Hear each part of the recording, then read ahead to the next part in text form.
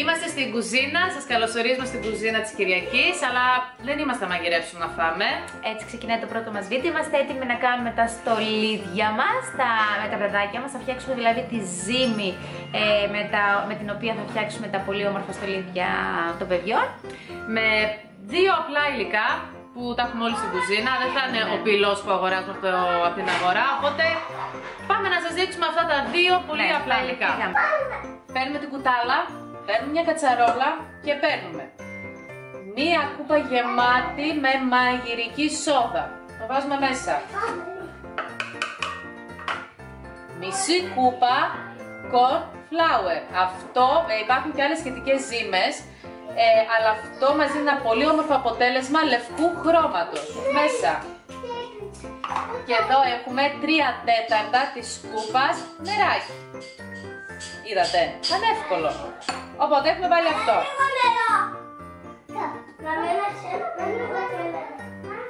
Ανάβουμε το μάτι μας σε μέτρια φωτιά. Δηλαδή, αν εσάς η κουζίνα είναι στο 12, τον άφετε περίπου στο 9, κάτι τέτοιο. Στη μέση υπολογίστε περίπου. Έχουμε ρίξει όλα τα υλικά.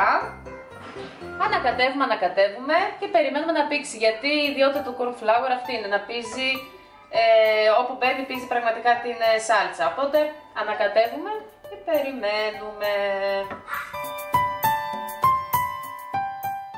Και σφίγγεις, βολιάζει από ό,τι βλέπετε, μην σας αγχώνει, απλά συνεχίζετε και το ανακατεύετε. Μη σταματάτε, θα κολλήσει, έτσι, συνεχίζετε, σβολιάζει, αλλά θα γίνει ένα.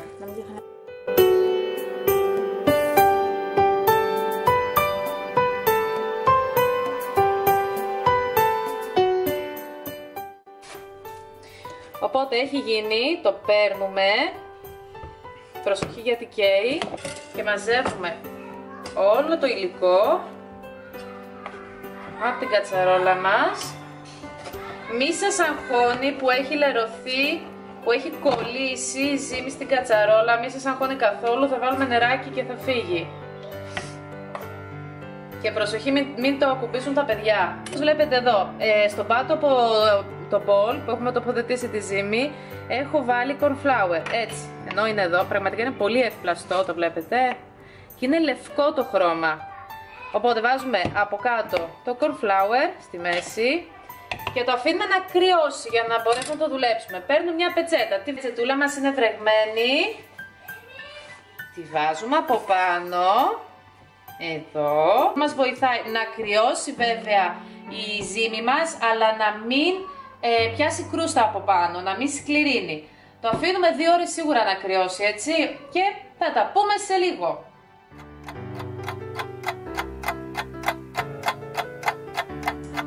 Λοιπόν, κάτσαμε στο τραπέζι όλοι μαζί να πλάσουμε τα στολίδια μας και τι χρειαζόμαστε. Λάστι, κουπά που έχουν να κάνουν με τα Χριστούγεννα, από ένα ξυλάκι για σουβλάκι να κάνουμε την τρύπα να περάσει το κορδόνι μας και πάμε να ανοίξουμε να δούμε τη ζύμη. Το βλέπετε, θα το βγάλουμε τώρα έξω. Έχει πιάσει μια ελαφριά κρούστα, μη σας αγχώνει, αρχίζουμε και το πλάθουμε.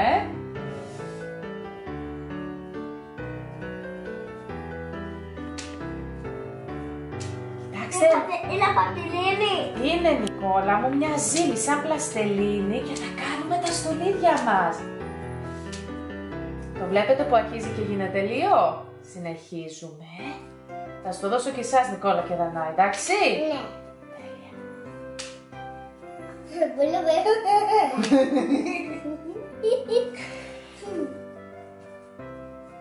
Πολύ δυνατά. Πιο δυνατά. Τη ζύμη την κάναμε, όπως βλέπετε, είναι ευπλαστή και το βλέπετε πόσο άσπρο είναι. Το βλέπετε και πόσο εύκολα πλάθεται. Αυτή τη μορφή θέλουμε. Βλέπετε. Και τώρα κάνω μια μπαλίτσα. Ανοίξουμε και να κάνετε τα σχέδια. Αμέ. Αμένα. Λοιπόν, κάνω μια μπαλίτσα.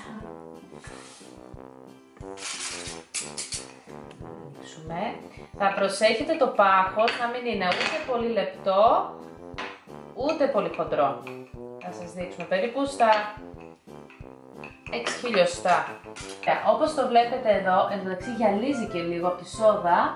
Το πάχος είναι όπως σας είπα τόσο, μπορώ να το κάνω και πιο χοντρό. Πάμε παιδιά να κάνετε τα πρώτα κουπάτ. Βλέπετε πως είναι. Τι σχέδιο θέλεις Δανάη? Εδώ. Αστέρι, ελάφι, άγγελος, καρδούλα, καμπάνα, πεταλούδα, χιόνι, τι θέλεις? Εσύ Νικόλα? Αυτό. Βάλτε και εσύ Δανάη. Κάντε να. Μπράβο! Δυνατά, πατήστε το! Να πατήσω εγώ! Μπράβο, πάμε να το βγάλουμε. Έχουμε μια πεταλούδα της Δανάης. Πραγματικά δείτε λίγο πόσο άσπρο και ωραίο είναι, το βλέπετε. Κάνουμε μια τρύπα. Περάσει το κορδόνι, το κρεμάσουμε. Έχουμε δύο τρόπους για να σκληρύνουν. Τα βάζουμε στη λαδόκολλά μας ή θα τα αφήσουμε παιδιά όλο το βράδυ έξω να σκληρύνει μόνο του. Νικόλα και Δανάη. Ή θα τα ψήσουμε. Ψήσετε τα στολίδια στο φούρνο, θα πρέπει η θερμοκρασία να είναι πολύ χαμηλή και αρκετές ώρες, περίπου 5 ώρες. Εμείς θα τα αφήσουμε όλη τη νύχτα να στεγνώσουν καλά, να έχετε λίγη υπομονή. Και το αποτέλεσμα θα είναι πάρα πολύ όμορφο. Πάμε να ανοίξουμε άλλο.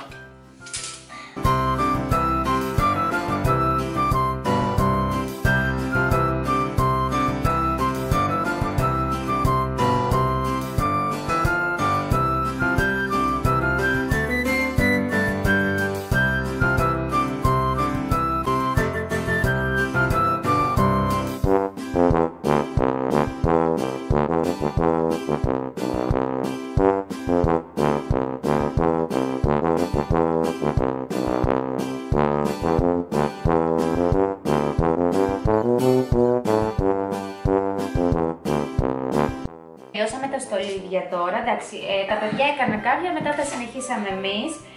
Έχουμε να κάνουμε κάποιες παρατηρήσεις. Λοιπόν, η πρώτη είναι ότι αν εμείς που ξεκινήσαμε να τα κάνουμε σε γυαλί πάνω, δηλαδή με το γυαλί από κάτω, κολλούσε. Μετά βάλαμε λίγο cornflour από κάτω, σταμάτησε να κολλούσε, αλλά δηλαδή έπρεπε να βάζει συνέχεια. Οπότε η Άννα είχε την ιδέα να... Ναι, η κάμερα... Όχι, Νικόλα! Είχε την ιδέα η Άννα να χρησιμοποιήσουμε τα λαδόκολλα. Και όντως βοηθούσε πάρα πολύ, ξεκολλούσε κατευθείαν. Η ζύμη, παιδιά, έχει γυαλά, σαν να έχει γκλίτερ μέσα, μάλλον από τη σόδα γίνεται αυτό. Βέβαια, θα το δούμε όταν στεγνώσει πώς θα είναι. Ελπίζουμε να μην μας κάνει. Θα προτιμήσουμε να μην το ψήσουμε όπως σας είπαμε. Θα το αφήσουμε το βράδυ να στεγνώσει μόνο του. Και ελάτε να το δείτε από κοντά. Επίσης και για το πάχο, δεν θα κάνουμε έγκλατα, δηλαδή καλύτερα να είναι στολίδια λίγο πιο χοντρά παρά να είναι πολύ πολύ λεπτά. Αυτό. Τα έχουμε κάνει εμείς. Όπως βλέπετε εδώ το πάχος είναι περίπου τόσο. Και αυτά εδώ τα κάναν τα παιδάκια μας, η Δανάη και ο Νικόλας. Λοιπόν, αυτό ήταν το βίντεο για σήμερα. Ήταν μια εύκολη συνταγή. Μας άρεσε και στα παιδιά, σας προτείνω να την κάνετε. Είναι πολύ εύκολο, όπως σας είπαμε στην αρχή. Έρχονται νέα βίντεο με άλλες δημιουργίες χριστουγεννιάτικες μαζί με τα παιδιά μας. Ακολουθήστε μας. Σας αφήνουμε σε αυτό το σημείο. Θα δείτε το πολύ όμορφο αποτέλεσμα βαμμένα και σκέτα και κρεμασμένα στο δέντρο μας. Ναι. Μπορείτε να τα βάψετε είτε με τέμπερα. Εμείς αυτό το ζωγραφίσουμε με τέμπερα. Μπορείτε να βάλετε και έχουμε πάρει και χρυσόσκονες. Θα βάλουμε από πάνω κάποιες χρυσόσκονες. Μπορείτε να στολίσετε κάποια στρασάκια, κάποια πομπού. Τέλος πάντων, μπορείτε να κάνετε άπειρα πράγματα με αυτά. Εμείς θα τα δούμε τελειωμένα αύριο. Οπότε σας χαιρετάμε. Να περνάτε για άλλη μια φορά πανέμορφα μέχρι το επόμενο χριστουγεννιάτικο μας βίντεο. Και ετοιμαστείτε για το αποτέλεσμα στα στολίδια μας. Μην ξεχνάτε τι πρέπει να κάνουν. Να κάνετε like, να κάνετε subscribe εννοείται στο κανάλι μας. Και αυτά. Φιλάκια πολλά. Γεια σας!